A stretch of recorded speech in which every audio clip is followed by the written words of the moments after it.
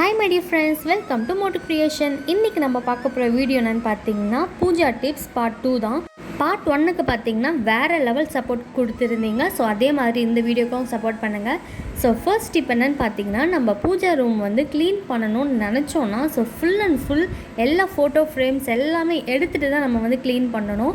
So அப்போ தான் வந்து பார்த்திங்கன்னா நீட் அண்ட் க்ளீனாக இருக்கும் எப்போவுமே. ஸோ செகண்ட் டிப் என்னன்னு பார்த்தீங்கன்னா இந்த மாதிரி ஃபோட்டோக்கு வந்து இந்த மாதிரி ஒரு பாட்டில் ஸ்ப்ரே எப்போயுமே வீட்டில் வாங்கி வச்சுக்கோங்க. ஸோ இந்த மாதிரி ஸ்ப்ரே பண்ணி நம்ம ஈஸியாக வந்து ஃபோட்டோ ஃப்ரேம்ஸ் எல்லாமே வந்து க்ளீன் பண்ணிக்கலாம். இதில் நீங்கள் வந்து பன்னீர் கூட ஆட் பண்ணிக்கலாம். தேர்ட் டிப் என்னன்னு பார்த்தீங்கன்னா இந்த மாதிரி ஒரு சின்ன அகல் விளக்கு எடுத்துக்கோங்க. ஸோ இதில் வந்து ஏலக்காய், பச்சை கற்பூரம், சோம்பு, ஜவ்வாது இதெல்லாமே ஆட் பண்ணி நம்ம பூஜை ரூமில் வச்சோன்னா எப்போவுமே வாசனையாக இருக்கும். ப்ளஸ் நம்மளுக்கு பாசிட்டிவ் எனர்ஜி நிறையாவே இருக்கும். ஃபோர்த்து டிப் வந்து பார்த்திங்கன்னா இந்த மாதிரி மஞ்சள் அரிசி வச்சுட்டு அதுக்கு மேலே காமாட்சம்மா விளக்கு ஏற்றினோன்னா ரொம்ப நல்லது, பார்க்கவும் நல்லா மங்களமாக இருக்கும்.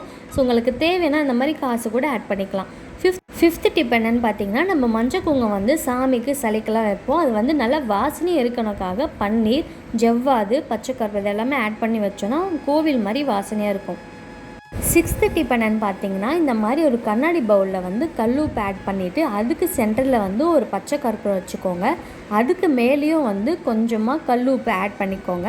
இது ஃபுல்லாக போட்டுட்டு ஃபில் பண்ணிவிட்டு இதுக்கு மேலே என்னென்ன வைக்கணும்னு பார்த்தீங்கன்னா ஒரு 5 மிளகு, ஒரு 5 லவங்கம் இந்த மாதிரி வச்சிங்கன்னா உங்களுக்கு பாசிட்டிவ் எனர்ஜி வேறு லெவலில் இருக்கும். நீங்கள் எங்கே வேலை செய்கிறீங்களோ அந்த இடத்துல வச்சுக்கோங்க, ரொம்ப பாசிட்டிவ் எனர்ஜியாக இருக்கும். செவன்த் டிப் வந்து பார்த்திங்கன்னா நம்ம தீப கொலுசில் வந்து கற்பூரம் காமிக்கும் போது ஃபுல்லாக கருப்பாயிடும். அதுக்கு பதிலாக இந்த மாதிரி விபூதி ஆட் பண்ணிவிட்டு அதுக்கு மேலே கற்பூரம் ஏற்றினோன்னா அந்த பிளாக் வந்து அவ்வளோவா இருக்காது. எயித்து டிப் என்னென்னு பார்த்தீங்கன்னா நம்மளோட சமையல் ரூமில் தான் நம்மளோட மகாலட்சுமி தாயார் வந்து இருக்கிறாங்க. ஸோ நம்ம சமையல் ரூமை வந்து நம்ம எப்போவுமே நீட் அண்ட் க்ளீனாக ஒரு கோலம் போட்டு மங்களமாக இருக்கணும். அதே மாதிரி நிலவாசல்ன்றது நம்மளோட குலதெய்வம் மகாலட்சுமி தாயார் எல்லாமே அங்கே தான் இருக்காங்க. அதனால் அங்கேயும் நம்ம வந்து நல்லபடியாக பூஜை பண்ணி அலங்காரம் பண்ணி எப்போவுமே வைக்கணும். லாஸ்ட்டு டிப் என்னென்னு பார்த்தீங்கன்னா ரொம்ப யூஸ்ஃபுல்லான டிப் தான். ஸோ நம்ம வீட்டில் இருக்க நியூஸ் பேப்பரை வந்து இந்த மாதிரி கட் பண்ணி அது ஒரு ஹோல் போட்டுட்டு இந்த மாதிரி த்ரெட்டில் வந்து நாட் போட்டு நம்ம பூஜை ரூம் பக்கத்தில் வச்சுக்கோங்க.